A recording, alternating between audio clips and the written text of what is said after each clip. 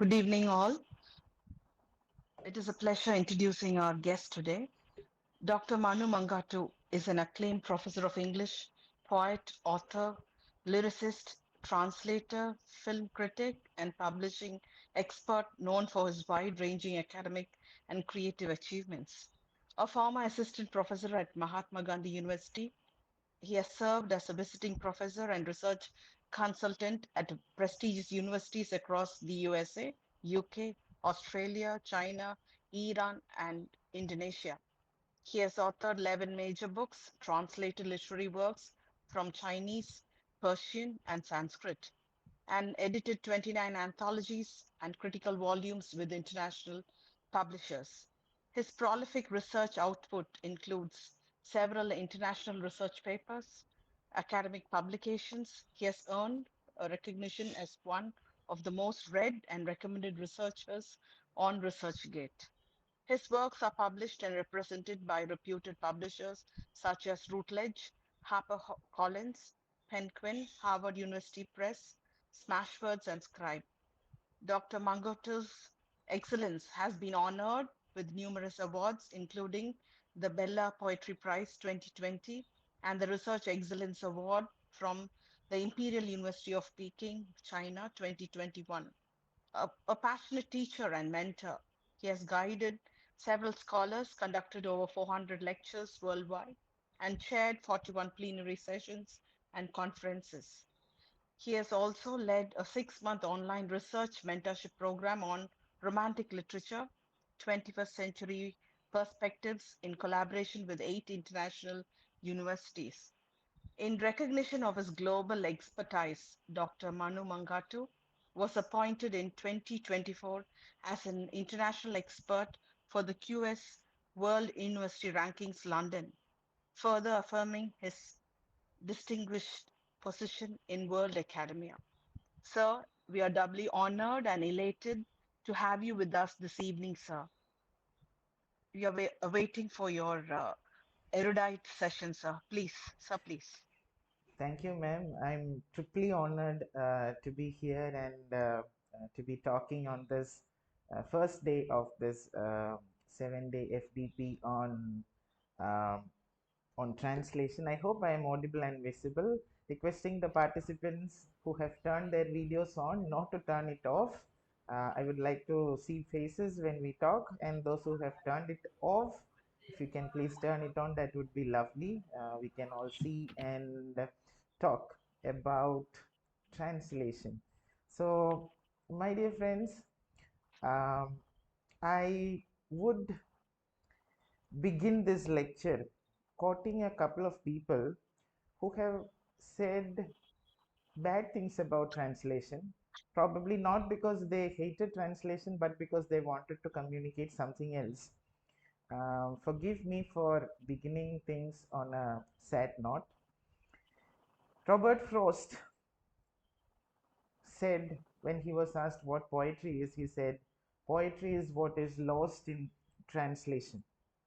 And Lawrence Venuti, a person who is well acclaimed when it comes to translation studies, he has said something else. He says the test of a real translation is that it should not read like translation at all.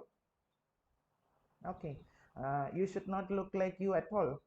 Is it what you would like when somebody tells I would really love you if you wouldn't look like you at all? That would be worse than a slap on the face. So these are certain things, and you know, this lecture is not innocent because translation is never innocent. This lecture is theoretical and literary. I'm not going to tell you how to do translation because I'm not the right person to tell you how to do translation or anything of the sort. I would keep it literary, I would keep it theoretical, but I promise I will keep it simple too.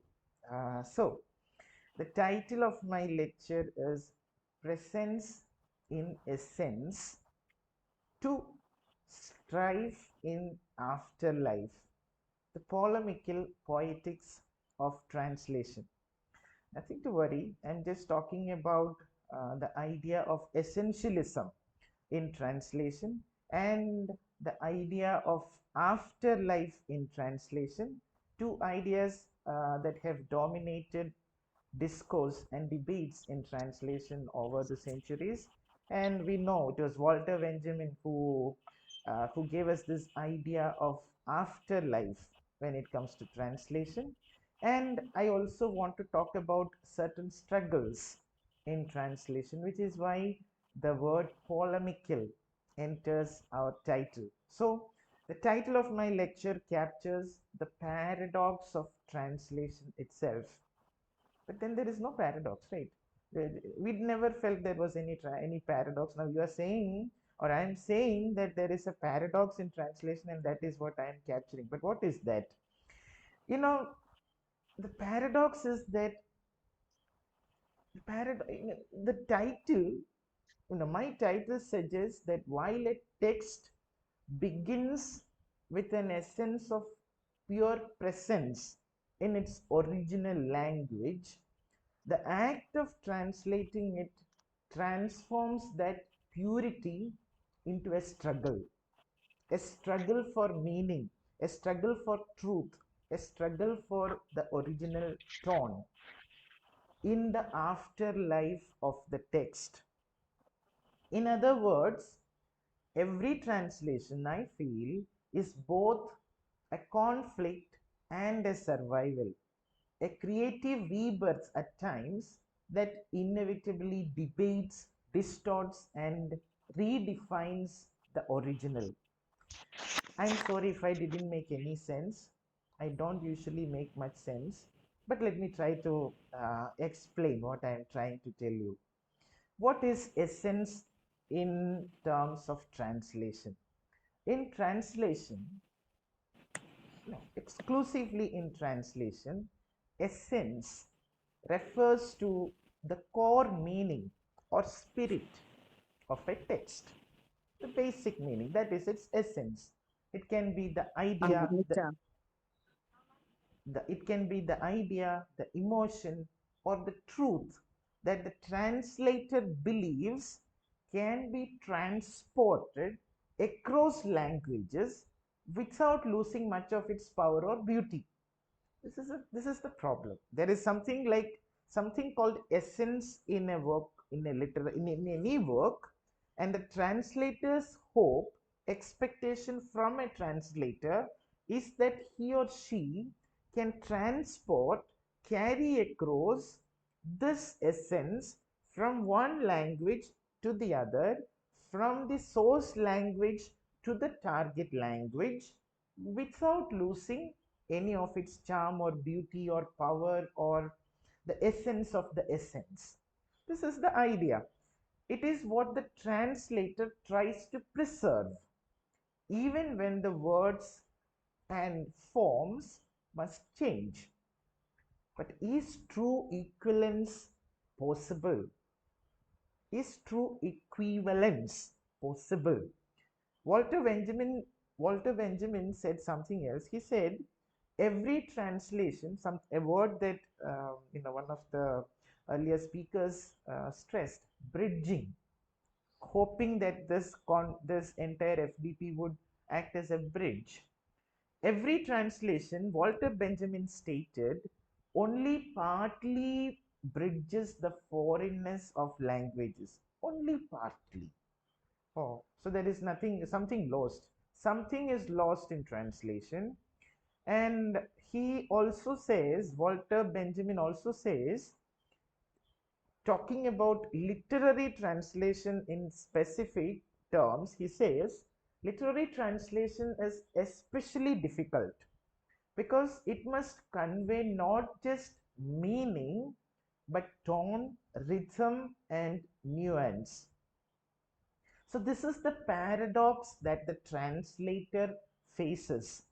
I hope almost or most of us must have tried translation, maybe not professionally, but at least as a useful exercise or out of necessity. We must have tried some translation a few times in our lives, and some of us may be professional translators as well. So, the paradoxical situation that we face as translators is the question, everyone goes through this, I'm sure. The question is whether I should be faithful or creative. Can I be faithful and creative? But then, faithful and creative are two terms that look like opposites when it comes to translation. If I try to be creative, I will be less faithful. If I try to be faithful, I will not have any freedom to be creative. So sometimes only by straying from the original can the same effect be achieved. Effect of carrying the essence from the source to the target can be achieved sometimes only by straying from the original. Straying, digressing, moving a little aside, beside the original. And that is why the Italians love the saying traditor, traditor, they say. No, the idea is translator, traitor.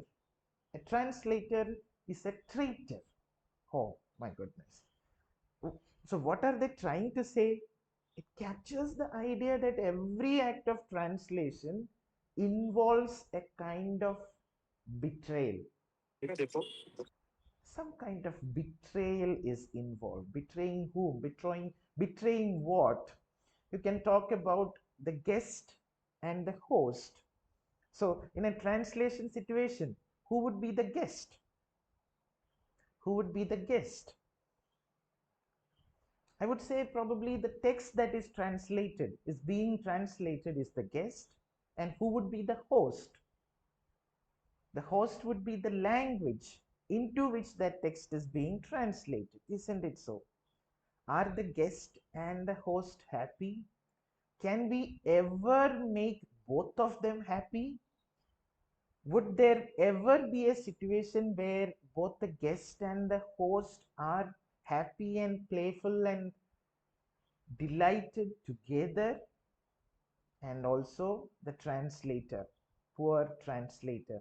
So, as Umberto Eco said, translation is a compromise, like bargaining at a bazaar.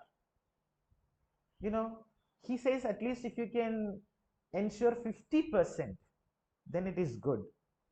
Umberto Eco means that it is a pakka compromise. You know that a lot is at stake. You know that you cannot do it properly.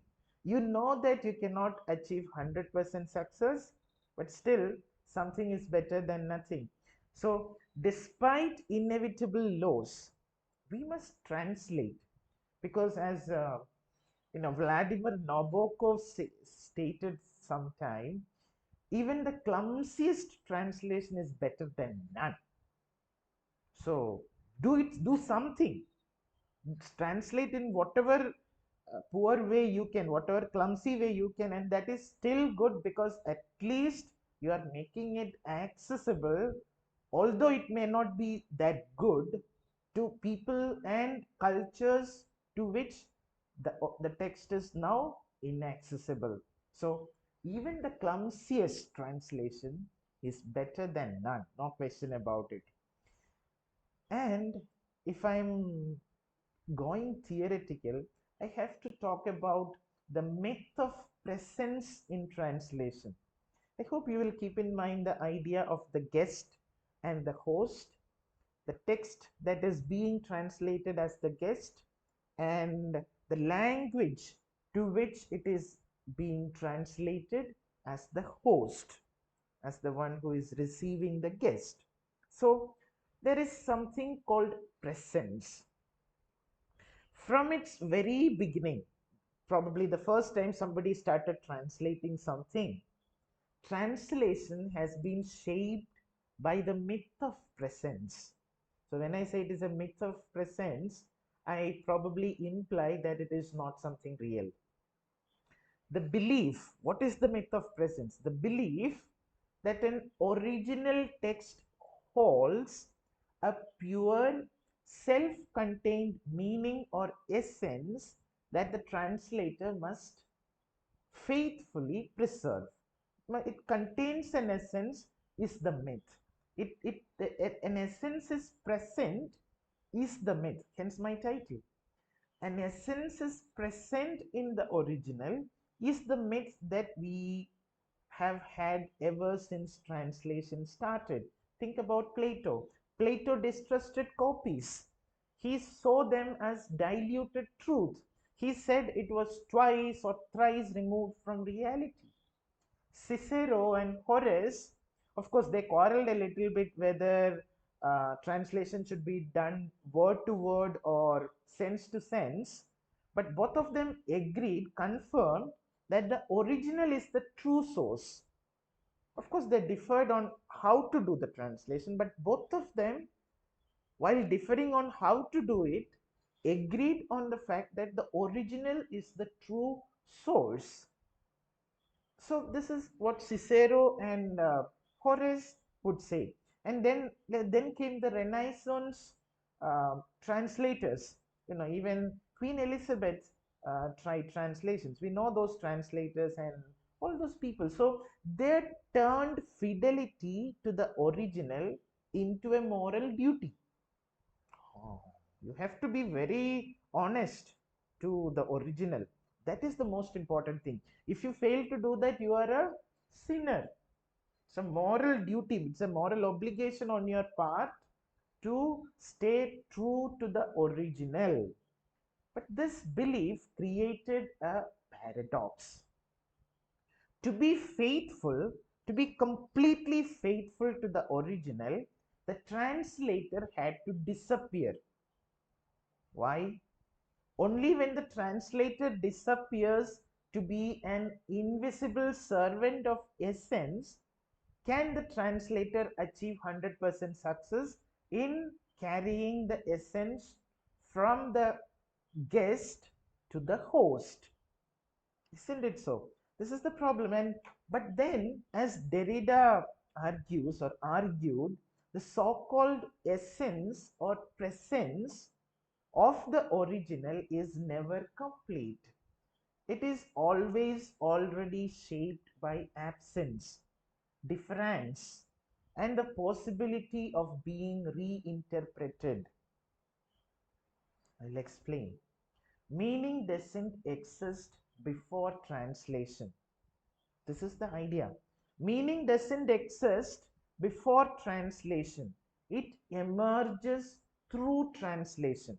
And this is probably one central idea that I would want to put across through this lecture. What is literature? What is meaning? Probably emerges through the act of translation. And that is probably one tribute, the best tribute that I can offer to translation, to say that literature exists thanks to language, thanks to translation. And that is the effort of this lecture. So, if a text can be translated, its meaning was never fixed or singular.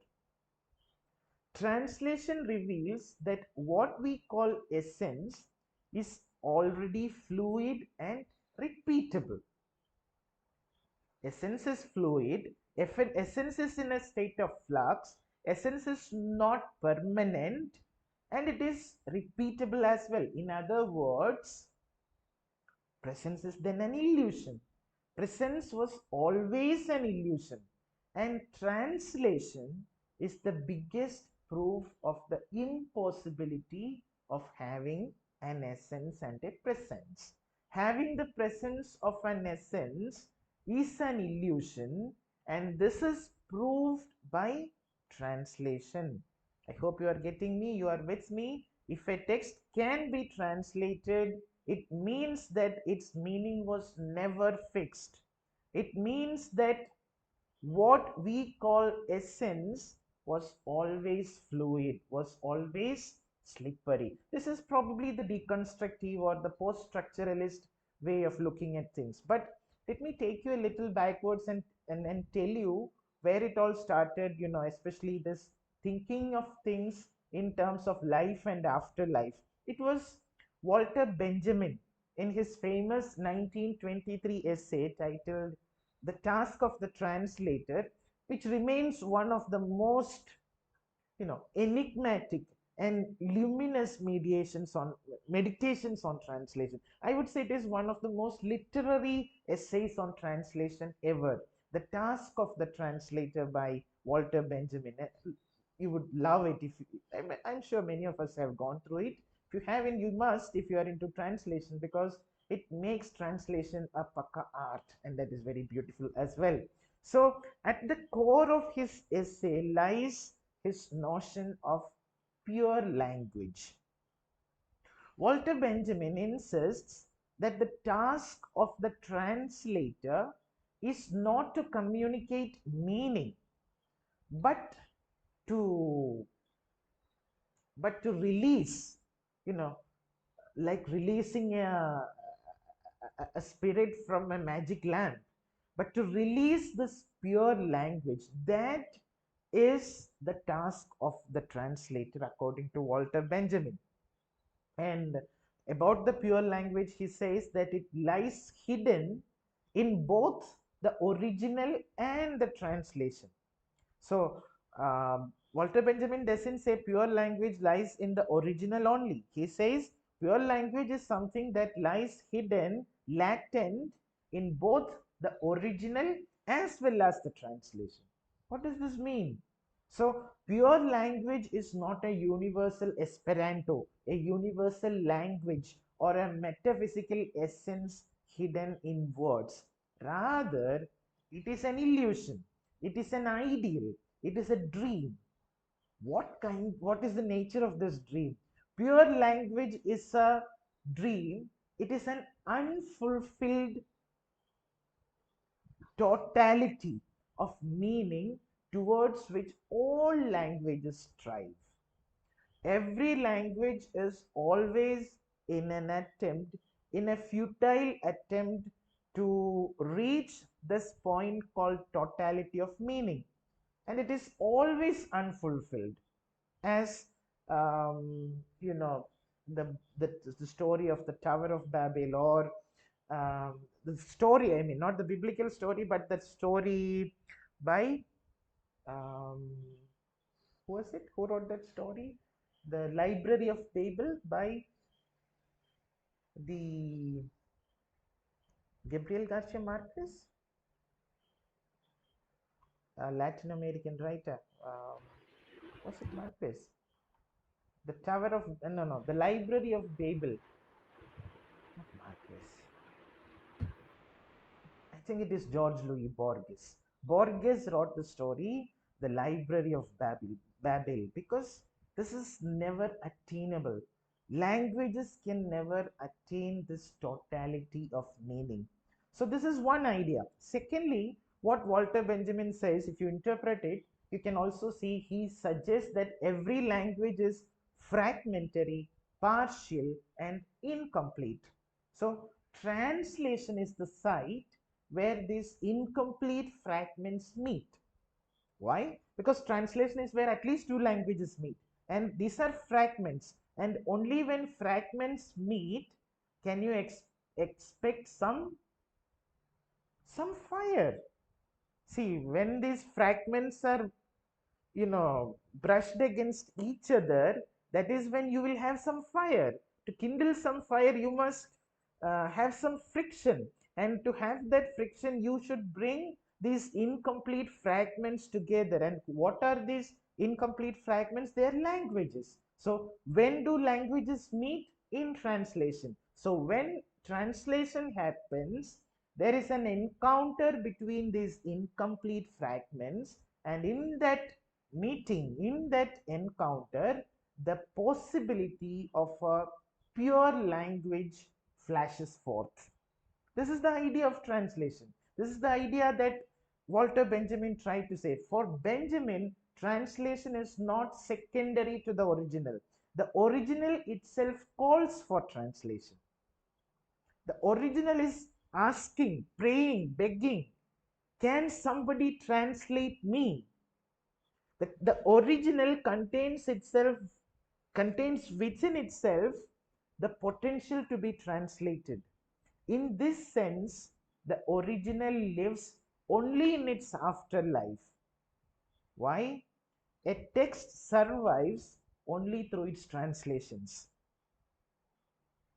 Thus, translation challenges the superiority of the original.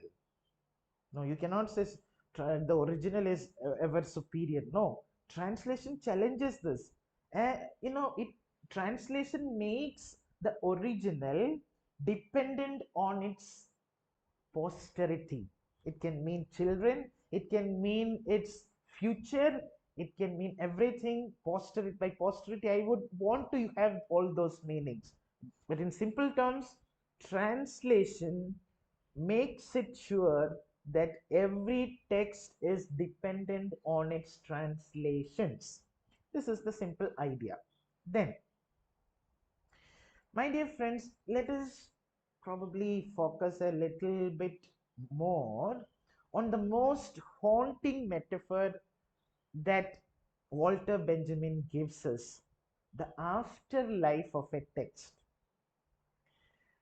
Why does he use the word afterlife of a text? For Benjamin, translation is not about transporting or transmitting information or reproducing essence. It is about prolonging the life of a text. It is allowing the text to live again in another language. The translation is not a mere vessel of some meaning, but a transformation of life itself. We talk about energy being transformed from one form to the other, to another. Same, something similar. This is a form of transformation that happens when we are doing translation. And it is a creative process. It is a process where life, rebirth, and afterlife are very much in question. So, my dear friends, Walter Benjamin's notion of afterlife, however, is not an innocent afterlife, or I would say it is not a peaceful afterlife. Rather, it is a polemical afterlife, a recreation of the original. Yes, it is it is polemical. Polemical in the sense it is marked by struggle, fight, strife. For the afterlife always entails transformation, and whenever you need to transform, it involves a lot of pain, it involves a lot of struggle. We know it. When we have to change something in our life, in our habit, in our character, it involves a lot of sacrifice. It takes a lot out of us. Transformation is marked by strife. And so the afterlife of a text in translation entails transformation, reinscription, sometimes even betrayal. A text that is born in translation acquires a new home, a new temporality, new valences, new readerships, a lot of new things. So a text must feel very happy when it is translated. Suddenly it is having a whole new world of possibilities. It feels like a brave new world is awakened in front of it, and the text must feel really happy. A text reborn, in this rebirth, the essence of the original is both preserved and subverted. It is marked, I would say, there is a kind of tug of war happening in a translation. The afterlife is marked by a tug of war between faithfulness and freedom, faithfulness to the original and freedom to be creative. There is also the tug of war between domestication and foreignization. Domestication, you are trying to assimilate the text to the target language, target culture, that is assimilation. Domestication, foreignization, something, say for example, what Arundhati Roy did in God of Small Things by keeping certain words strictly Malayalam instead of translating them into English, though translations are available, to make sure that the foreignization is ensured. There is also this tug of war between visibility and invisibility. So these are some of the strifes, the wars that are happening in every translation. And let me just, to be systematic, let me just talk to you about three types of strife, quarrel, fight, tug of war that can be identified in every translation. First one is the strife with the source. Walter Benjamin argues that a translation does not seek similarity but kinship. A lovely word, kinship, relationship, kin, be the kin. Translation seeks kinship. The task is not to replicate but to reveal the pure language that underlies all languages. And this very gesture destabilizes the authority of the source, because if the pure language does not fully exist in the original, in the source, then it has no authority, because it is dependent at least on its translations to have fullness, to have that meaning, to have that purity that is there in the pure language that Walter Benjamin talks about. Strife within the source, or strife with the source. First strife. Second one is the strife with the target. The translation bends the target language. It's a difficult process. It is like, it is being strained. The target language is being strained and bent and ruptured. For what purpose? To accommodate foreign ideas, to accommodate foreign words which may not have equivalents. And what happens? There is unease. It creates unease and resistance in its readers. So this is the second strife. And the third strife is the strife with itself, or the strife within itself. The translation itself is torn between fidelity and freedom, faithfulness to the original and freedom to be creative and innovative, between clarity and complexity.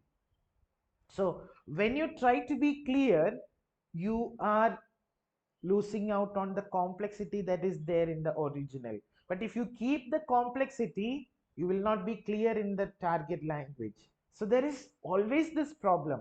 Walter Benjamin's Afterlife is polemical. It is fraught with arguments, strife, war, quarrel, whatever synonyms you want to use, precisely because it refuses closure, it refuses finality.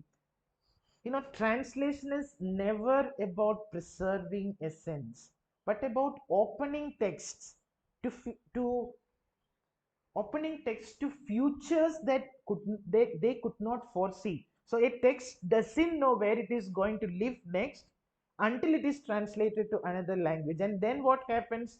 It has new meanings, it has new audiences, it has new cultural context in which it should operate.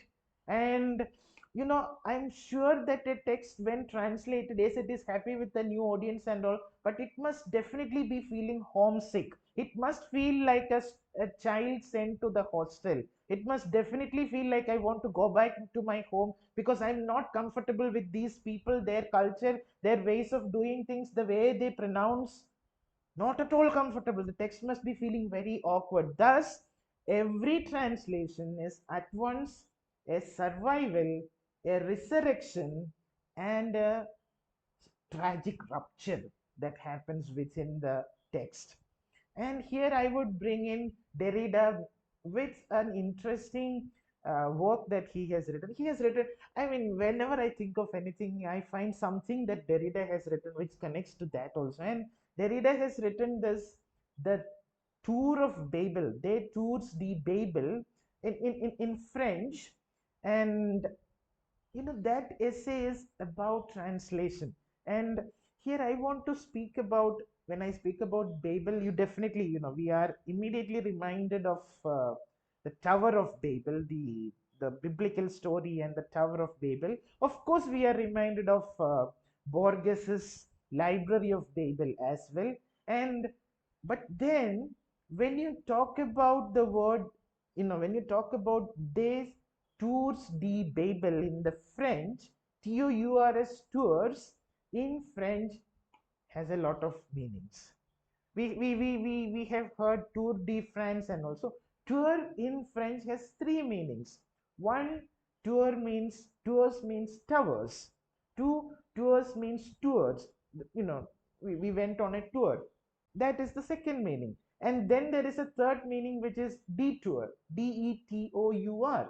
So three meanings, and Derrida is very good at playing with words and meanings, and he makes great fun, and he makes great use of all the possible and impossible meanings that this word tours can use have in the French original. So his essay titled the De Tour de Babel, the Tower of Babel, basically, but it is wrong to translate it as the Towers of Babel, because it can also mean the tours of Babel, and it can also mean the detours of Babel as well. This essay came out in 1985, and this is in this essay, Derrida extends and, as usual, complicates Benjamin's thought. He's very good at complicating things. When there is no problem, he comes and creates some problem and then tells you how it can be solved. So he creates a big problem. Derrida, he first seizes on the biblical story of the Tower of Babel, in which humanity's single language, the idea of a single language, is divided into many. We use this story when we talk about diaspora. We use this story when we are in linguistics, when we are in language classes. We use this story everywhere, and this story is very useful. So translation for Derrida takes birth in this originary catastrophe. For Derrida, this was a tragedy that happened. Whatever happened in the biblical story of the Tower of Babel, it was a catastrophe. And Derrida says that translation takes birth in this catastrophe. Great births happen when great things happen. When there will be some big tragedy. You know how Bahubali was born and how his story started. You needed that much tragedy for you to be so successful and so much of an superhuman. So translation, because it had such a great beginning, baptism by fire sort of beginning when the whole Tower of Babel crumbled. That is why maybe translate we are still talking about translation. So Derrida talks about the impossibility of a single origin.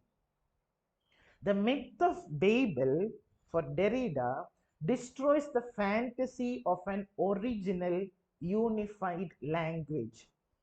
Translation is necessary precisely because there was never any presence to begin with. What presence? There was never any linguistic presence to begin with, because you saw how the Tower of Babel tumbled and stumbled and splintered into thousand fragments. So this is the first thing, the impossibility of a single origin. Then Derrida talks about the gift and depth of translation. The gift and the depth of translation. What are these gifts and debts? He always talks in terms of binaries, and he is the person who is credited with destroying binaries, destabilizing binaries, dismantling binaries. But then he's so fond of talking about binaries, because only when he talks about binaries he can destroy them. Yeah, so probably that is why. And here he brings up another binary, which is, even the pronunciation feels so beautiful, the gift and debt of translation. Derrida insists that translation is always caught between duty and impossibility. The translator must gift meaning to the target language, meaning to the target language, but then the translator, according to Derrida, can never fully repay the debt to the source language. Gift and debt. He is gifting something to the target language, but he can never repay the debt he owes to the source language. So every translation carries a sense of failure. But then Derrida says This failure is essential. It is not a flaw. It's okay to fail because this failure is essential for translation. Thirdly, Derrida brings in this tower metaphor. He plays on the French word tours, which can mean, as I told you, it can mean towers, it can mean turns, it can mean detours.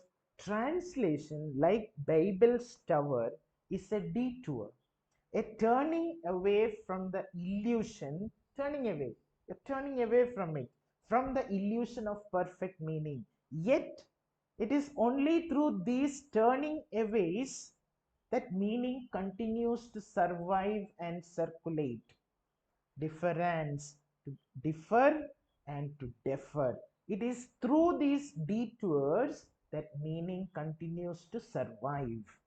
In Derrida, then, translation becomes a form of hospitality. Another interesting binary he deconstructs, the binary between hostility and hospitality. Translation is a form of hospitality. Why? We welcome the other into our language. Isn't it hospitality? Yes. But this hospitality is unfortunately ridden with violence. Violent hospitality. What is the violence? Because it involves things like betrayal, appropriation, domestication, all cruel things, right? So there is hostility in hospitality. The polemic that I have in my title lies in this paradox as well. Translation is both gift and theft, I would say. It is gift and theft. It is fidelity and infidelity. It is hospitality and hostility. Another deconstructionist, Paul D. Mann, Derrida at least talked about it in an essay, but he only complicated it.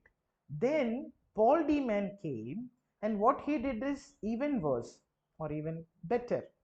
So Paul D. Mann, in the same year, he wrote an essay titled "Conclusions." Oh, let us conclude all problems. Conclusions. Walter Benjamin's essay, "The Task of the Translator." What Paul D. Mann did is he's very good at giving examples, and he gave another deconstructive reading. We have seen so many readings that Paul D. Mann has done, and that is one way to understand how deconstructive readings are done. And here, Paul D. Mann takes Walter Benjamin himself and deconstructs Walter Benjamin or his essay on translation. So, for Paul D. Mann, so what Paul D. Mann does in this essay, conclusions, is he deconstructs Walter Benjamin. So, for Paul D. Mann, translation exemplifies a paradox at the heart of language itself. What is the paradox? According to Paul D. Mann, the paradox is translation is impossible and necessary. An impossible necessity or a necessary impossibility. That is translation according to Paul D. Mann. This is the paradox at the heart of language itself, which Paul D. Mann talks about. Why is it impossible? Because according to Paul D. Mann, it is impossible because no translation can ever fully capture the original. Fair enough. The relationship between signifier and signified is unstable. Meaning is always deferred, so no translation can ever fully capture the original. So that is why it is impossible. Fine. Then why is it necessary? What is the necessity? Texts demand translation. Without it, they remain unread. Unread means dead. They remain unread and dead and confined to their language if they are not translated. To live, texts need to be translated. So, translation is the condition for survival of any text. That is why translation is necessary as well. That is why it is an impossible necessity and a necessary impossibility. And then Walter, Paul Deman also talks about the allegory of translation. He suggests that Benjamin's essay itself is an allegory of reading. Translation dramatizes the impossibility of total legibility while enacting the necessary. I will not talk about that. Let us leave those things, but this is enough for it. So, for Paul D. Mann, the strife within translation is not a problem to be solved, but a structural inevitability. It is inevitable. Translation reveals the rhetorical nature of language, its play of tropes, its undecidability. This makes translation not a secondary task, but the exemplary activity of reading itself. Now, my dear friends, let me come to the second part of my title where I talk about the polemical poetics of translation. What is it? If translation gives a text its afterlife, I would say that it also makes it a polemical art form. Translation becomes an art born of conflict and tension rather than harmony. Isn't it so? It is an art born of conflict and tension. Its beauty lies in its very struggle. And when I'm talking about polemical poetics of translation, I would talk about it in three ways. Forgive me if I sound a little too theoretical, but the three ways I will try to explain though. The first one is the ontological polemic, the second is the hermeneutic polemic, and the third is the aesthetic polemic. I will try to keep it very simple. First one, the ontological polemic. It's about origins. Here, when we are talking about origins, we are talking about essence. So, ontological polemic is about essence. It is the debate over whether meaning or truth can truly be carried across languages. The tension between perfect equivalence and untransability. And you can, if you're interested in this ontological problem, then you can think about Roman Jacobson, who showed how different kinds of translation within a language, between languages, and between sign systems reveal the limits of translation, limits of true equivalence. Then came Derrida. Derrida dismantled the illusion of perfect transferability, showing that meaning is deferred, meaning is always deferred. And then Gayatri Spivak came and she said something even more beautiful. Spivak added that translation is not just linguistic, it involves power, it involves identity, it involves gender. Her take on gender is very interesting. I will come back to that later. So Spivak says it is an ethical act of hospitality to the other. Translation about the essence, about the on. This is the ontological struggle that we are talking about its essence. Second polemic, second struggle is the hermeneutic polemic. Now, what is hermeneutics? Hermeneutics is about interpretations, right? So, what is this struggle? Every translation is also an interpretation. In other words, translations or translators don't just carry meaning, they reshape it, they reshape meaning within new cultural and ideological contexts. Sure, when it is taken to a new culture, it has to be reshaped, fine. So it involves interpretation as well. Think about, I will give you some examples to make this clear how it is hermeneutic. Think about the English translations of Vedic texts, or just think about Bible translations into native languages, and this will tell you very clearly how translation can serve political or colonial agendas. We saw this. We have all seen this. How translation has served agendas. So, if it is serves agendas, then it is about interpretation. That is why there is a hermeneutic polemic in translation as well. So, the translator thus is an interpreter also, an ideologue, shaping how cultures are understood and remembered as well. So think of the bigness or the hugeness or the largeness of the task that translator is undertaking. He is deciding cultures. She is deciding how cultures are remembered through translations. And the third polemic I wanted to talk to you was about the aesthetic polemic. Aesthetic, it can be about being creative or about creativity. So, what is the aesthetic struggle here? Translation is a creative struggle between faithfulness and freedom, something that we discussed. And Paul D. Mann's claim that translation is at once impossible and necessary is a clear, beautiful paradox that gives translation its aesthetic force. For us to just remember, aesthetics, beauty usually originates when there is a paradox.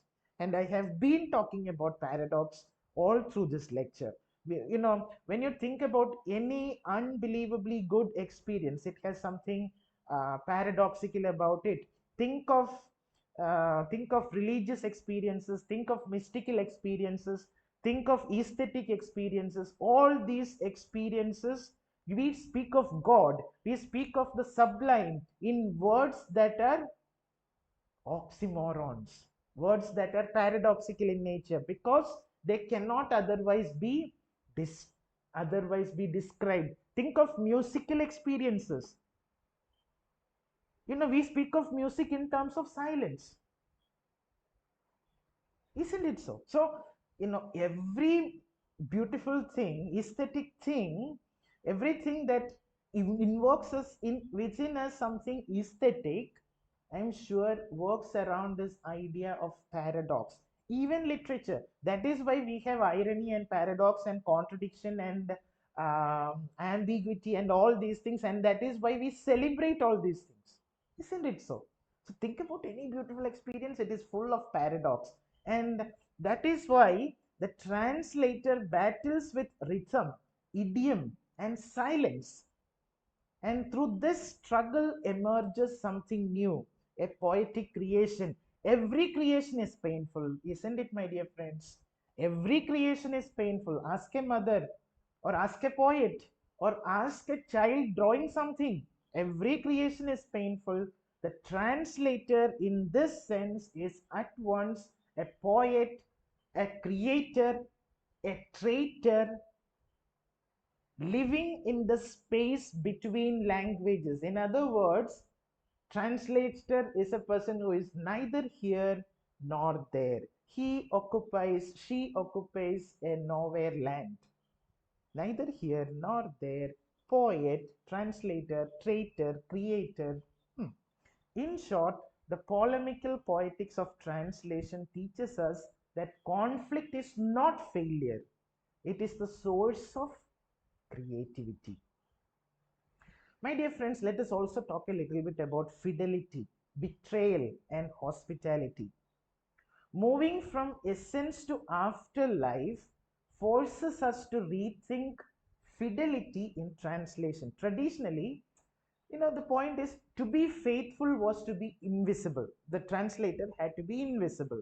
And to betray was to be creative. But thinkers beginning with Derrida and Paul Ricoeur see fidelity differently. Fidelity for them is not servitude to the original or to the essence. For them, it is a form of hospitality. Derrida's hospitality is like this. You know, he says to translate is to welcome the foreign into your home. But hospitality then is not simple. It carries, we already discussed this, the hostility involved in translation, the violence of appropriation, the risk of assimilation. The guest, which is the text, is altered, changed, forcefully, violently manipulated. And is the host happy? The host, the language, the target language is unsettled too. So translation is a process where both the guest and the host are perfectly unhappy, perfectly unsettled, perfectly uncomfortable. Paul Ricoeur speaks of linguistic hospitality. For him, translation is an act of giving and receiving. Paul Ricoeur, Ricoeur. Like his spelling, his ideas are also complex. Translation is an act of giving and receiving, a mutual exchange. The point with translation is it transforms both languages. When you give something to someone, think of a situation where it transforms you and the receiver. That is what translation is, according to Paul Ricoeur. And I promised you I will talk to you something, or I will uh, discuss Spivak with you. So what is Spivak's idea? Spivak talks about ethical fidelity. Fidelity, truthfulness here is not to words, but to subjectivity, to difference itself. I will explain. For Spivak, translation is a responsibility to the other with a capital O. And for Spivak, it is a responsibility to a particular other, which is the subaltern woman whose voice otherwise risks erasure. There is a chance that the subaltern woman's, she talked about how the subaltern woman cannot, can the subaltern speak and cannot speak, and will the subaltern speak? She didn't reply, of course, but then what she is trying to say here is about whether the subaltern woman's voice that is being that has a chance of being lost completely can be regained through translation. So that is why Spivak foregrounds the subaltern woman's voice, arguing that translation is one of the very few means through which marginalized subjectivities can enter people's thoughts. She would say global discourses to make it sound complicated. But this entry into our thinking process must resist assimilation. It must preserve alterity, according to Spivak. For us, it must preserve its difference. We should celebrate the difference. Difference must be preserved at all costs. This is what Spivak says. Spivak also insists that the translator must surrender to the text. And this surrender, the way Spivak writes about it, I feel she means it somewhat erotically as well. You should surrender to the text even erotically, listening to its rhythms, to its silences, to its textures, to its bends and turns. Spivak criticizes the demand for easy readability. Many times we hear this when somebody is translating something. If you have taken tasks of translation, you are always told by many of the people that it must be easily readable. It should be under, people should be able to understand it. But Spivak says she criticizes the demand for easy readability in translation, which, according to her, erases cultural and linguistic particularities. This is a kind of domestication, isn't it? This is a kind of thing that Britishers did when they came to India, and they said about the white man's burden. Similar is the case of easy readability. This domestication silences the other, turning translation into a form of imperialism. For those who are interested in looking at translation from a colonial imperial perspective, maybe here is a starting point. Thus, fidelity in modern translation theory is no longer about guarding and securing essence. It is about ethics. It is about negotiating an ethics of encounter, negotiating hospitality and hostility, gift and theft, presence and absence, visibility and invisibility. And that is where strife becomes a promise. I don't know whether you will agree, but I wish to argue, maybe provocatively, that strife is not a problem, but a promise. Let us not mistake strife for failure. The strife of the afterlife is the very condition of translation's vitality. Think about it. A translation that doesn't provoke any debate or discomfort or resistance among readers, critics, or cultures is a dead translation. It is too smooth, too assimilated, too silent. Strife is not mere conflict, it is the creative tension that gives translation its power to generate discourse, to generate dissent, to generate difference. So that is why translations afterlife is polemical, because language itself is polemical. Think of language.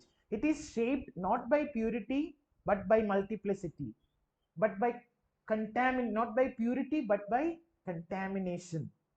Meaning is never a monolith, it is always a dialogue across tongues, across times, across temperaments. And strife forces us to confront the limits of language, the fractures of meaning, and the politics of representation.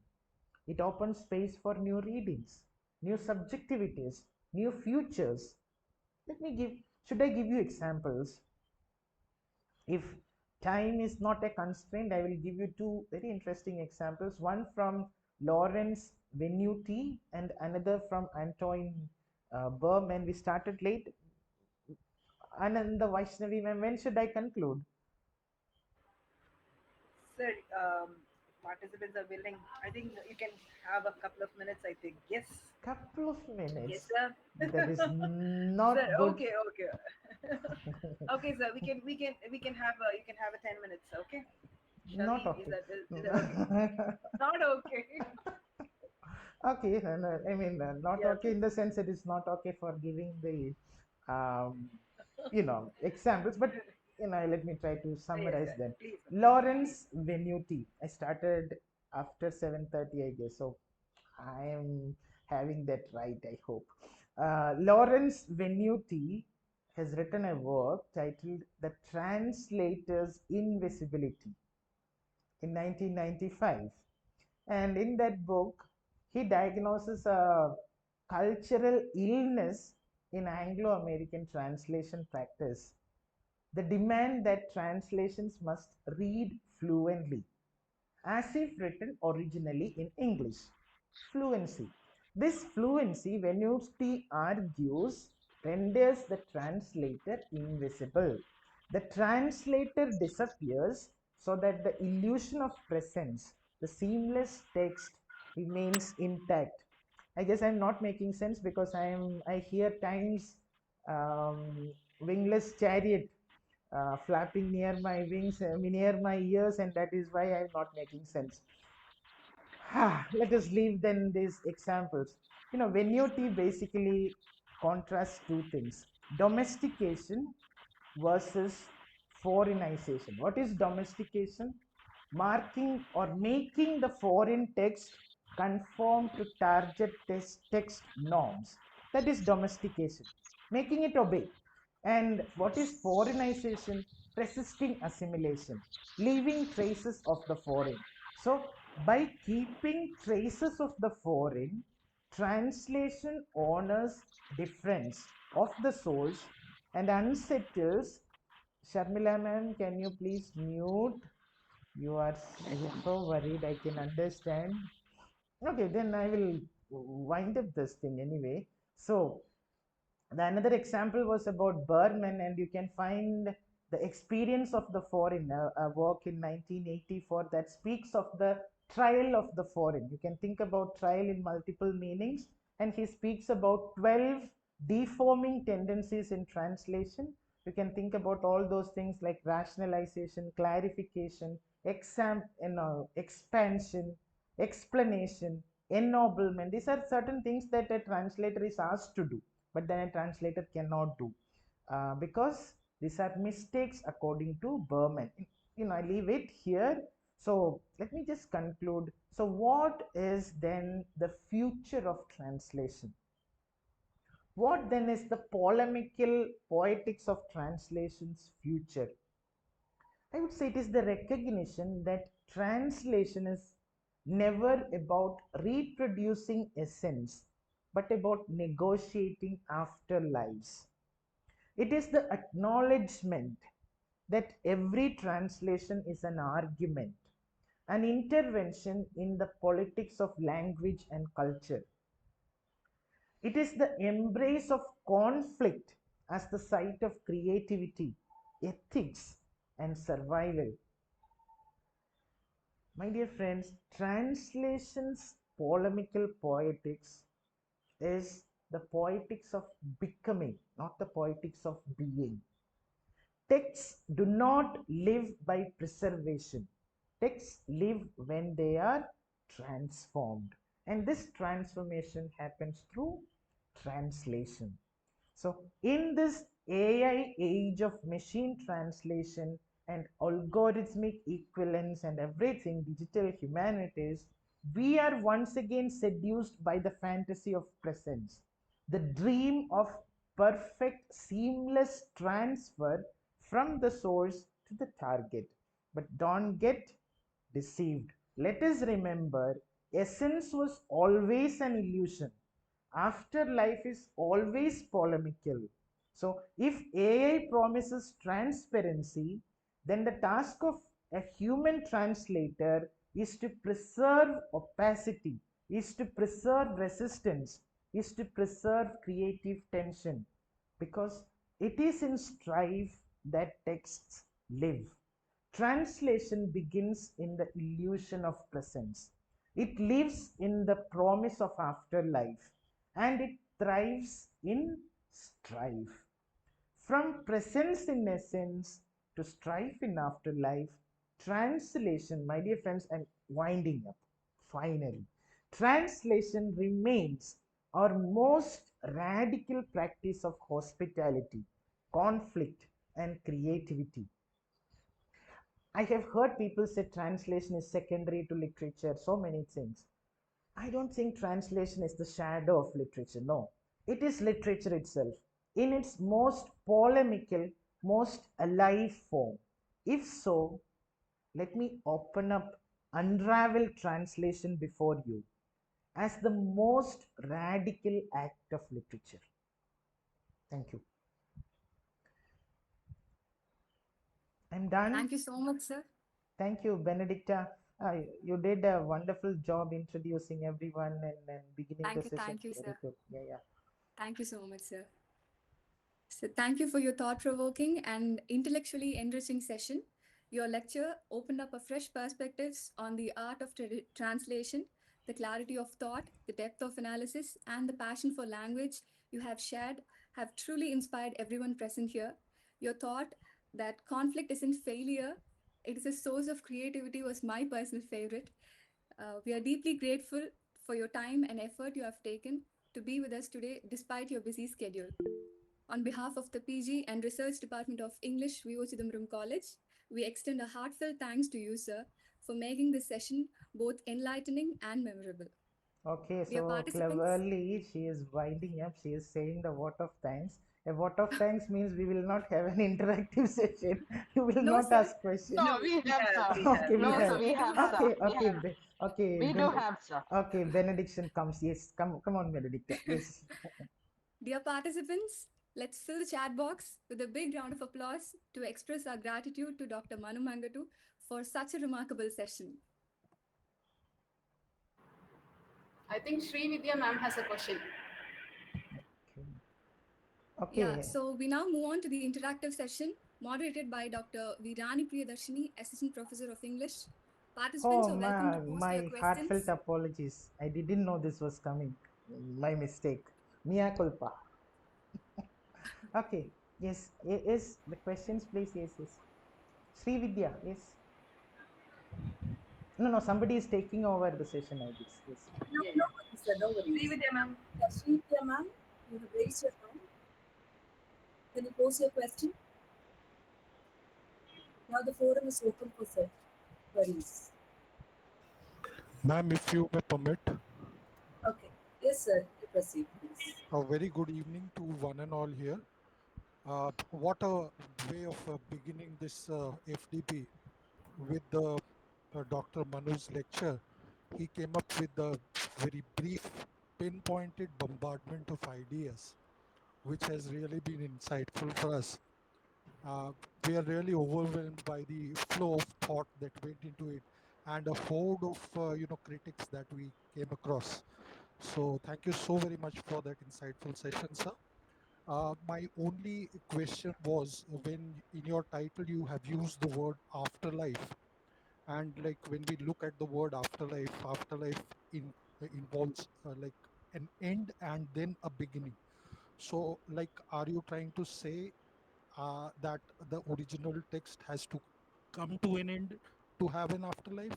Is it something of that sort? Hmm. Could you just throw light on that? Let us go to the cemetery of T.S. Eliot and have a look at what is written there. In my beginning is my end, in my end is my beginning. So, sir, you have a very valid point. When you have to talk about afterlife, there must be some sense of ending.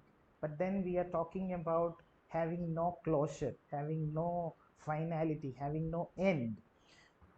I think, Walter, when it was not me who talked about afterlife, I give the credit and the trouble and the blame to Walter Benjamin. I will not take it. Walter Benjamin talked about afterlife. When he talked about afterlife. Probably he may not have thought about this in the sense there is an end or an ending happening to a text, but for a new beginning. Probably the problem comes with our way of understanding beginning. I guess so. Because when you talk about theology, for example, we say that God is timeless. We say that God existed all the time. He was there 2000 years ago, he was there 5000 years ago, but before that, then also he existed. Then also he existed. So where is we cannot understand things without this sense of beginning. Probably our silly brains can understand having no end forever. You can, because all our favorite heroes and heroines, we want them to be happily married, happily ever after. We are fine with happily ever after.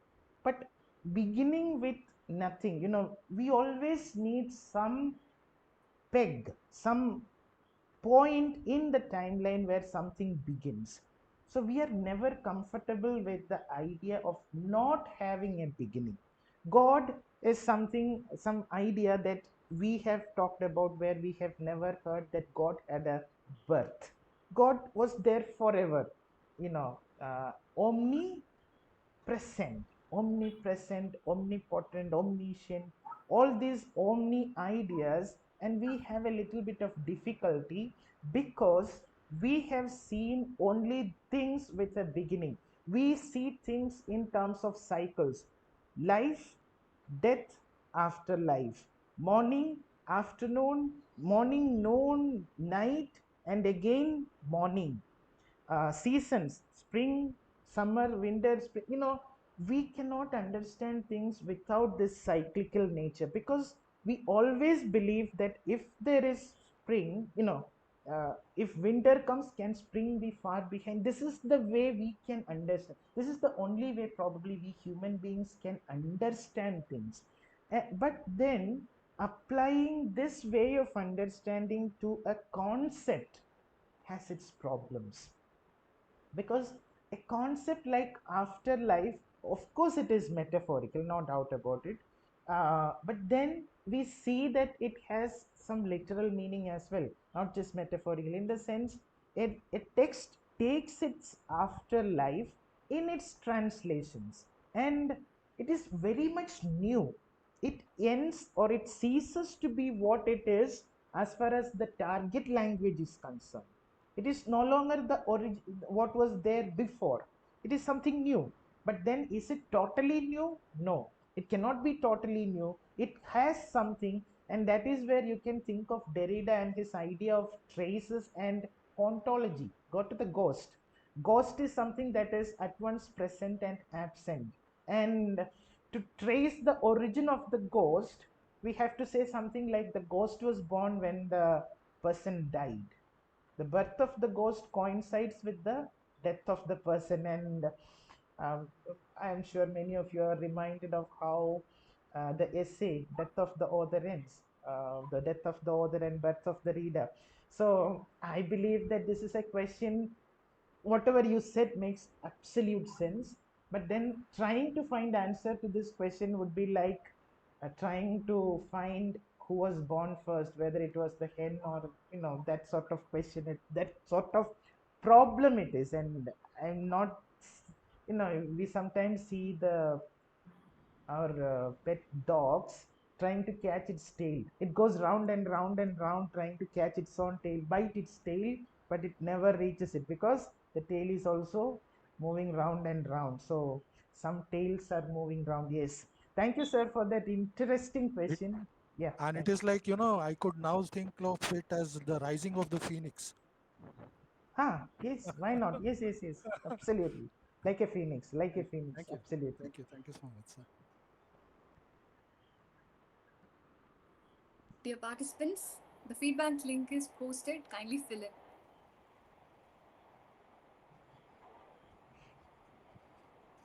Yeah, Now I Sam, you call can. upon Yes, Yeah. sir. Actually, you have a question, sir. What about translation?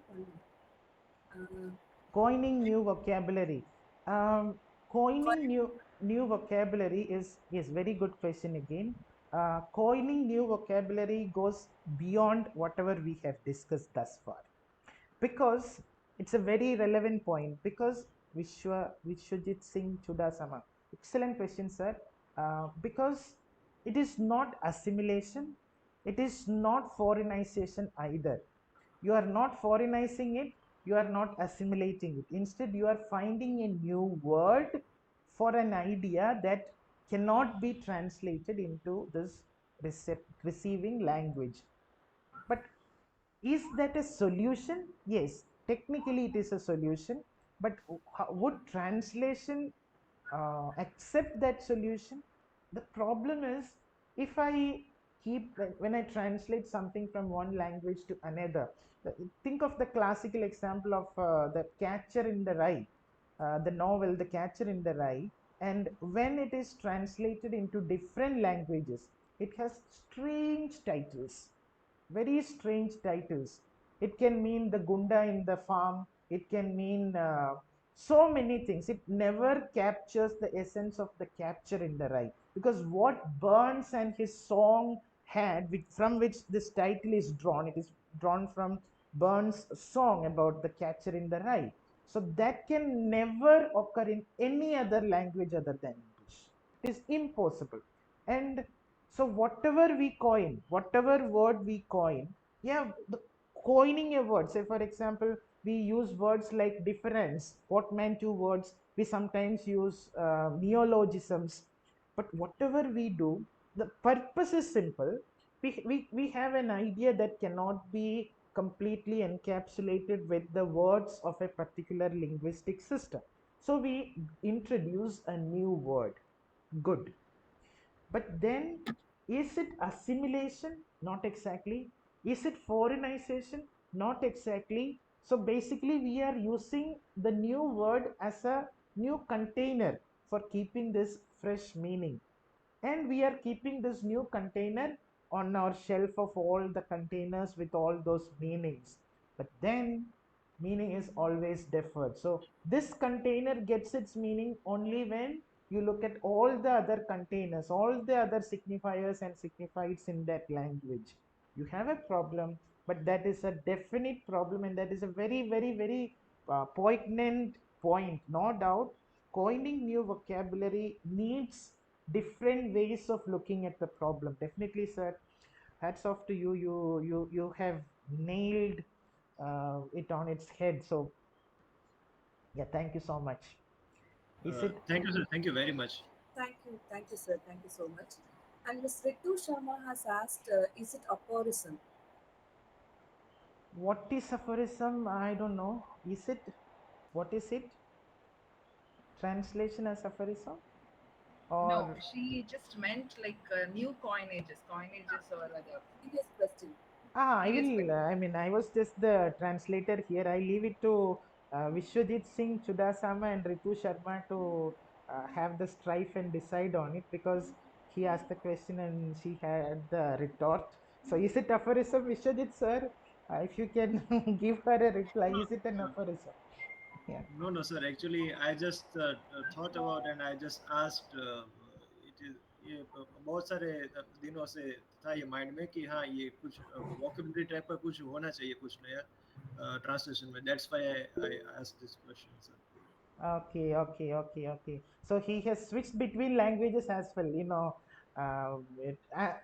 To end this session, what better way than to chord switch and have Hindi and English working Uh, simultaneously to contain. Sir, Yeah, yes, sir, sir. actually, one thing I want to say that, sir, I thoroughly enjoy your lecture, sir.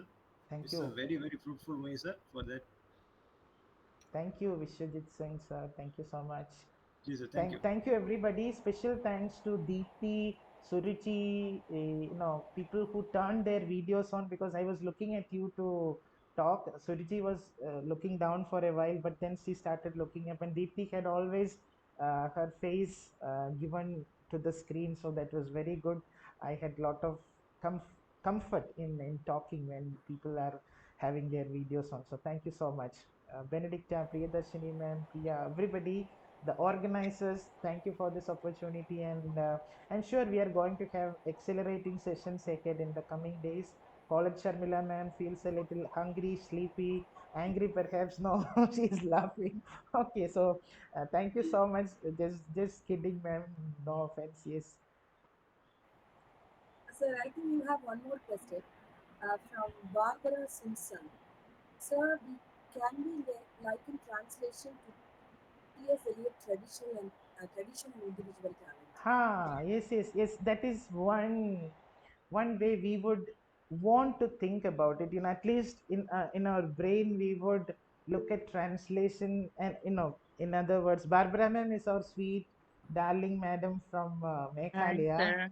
and since yesterday her video has stopped working. She only exists in the dark, but there is a Yes, sir. beautiful Sorry about it. not an issue. Yesterday also we had a lecture and Barbara ma'am was there. So yeah, the point is, I guess you mean to say something like, if whether we can look at it as tradition and individual talent. In the essay Tradition and Individual Talent, T.S. Eliot spoke about what tradition is, what individual talent is, and he always rated tradition above individual talent, something that romantics would disagree with.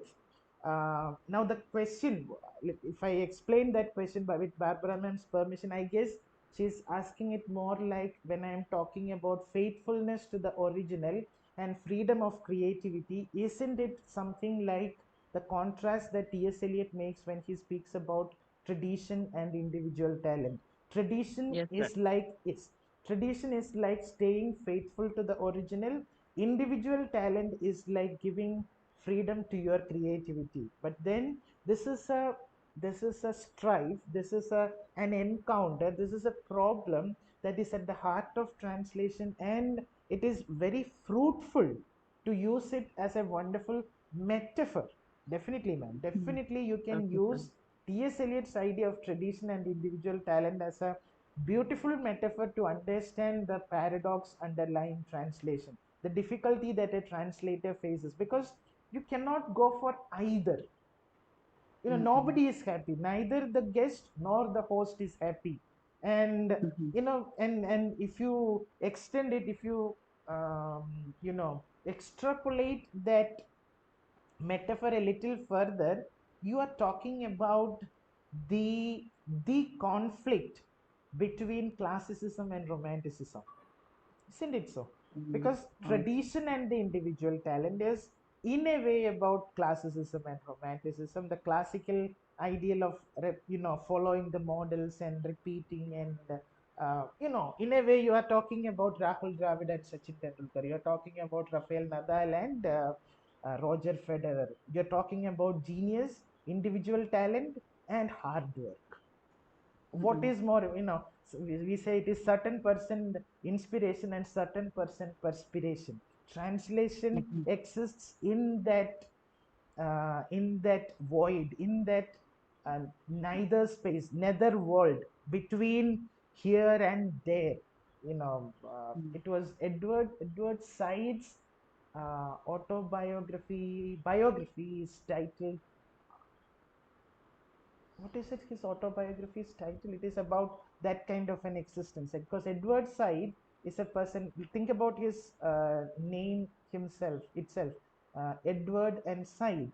It is at a junction, which is a third space. You can talk about Homi Bhabha and his idea of the third space. You can talk about um, Lacan and his idea of that third area within his two circles.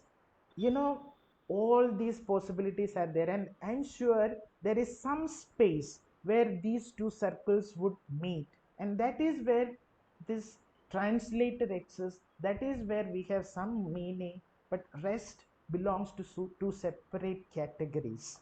So the intersection, when we studied mathematics, there was some term for it where two circles would meet, some intersect, and certain point you mark it like that. I don't know how what Yeah. to yeah. So yeah, I think there is that certain point where things meet, whether even if you're talking about classicism and romanticism Mhm. without classicism would be meaningless, because it is all creativity and there is no all freedom, and complete freedom is not good.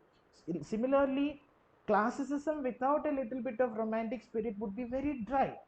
So Mhm. it is somewhere in between. Striking the balance is the third space. It is everything is about striking the right balance. It has exceeded 25 minutes now. My goodness, Narmada is having a perfect clock, a stopwatch. Thank you, sir. So thank you so much.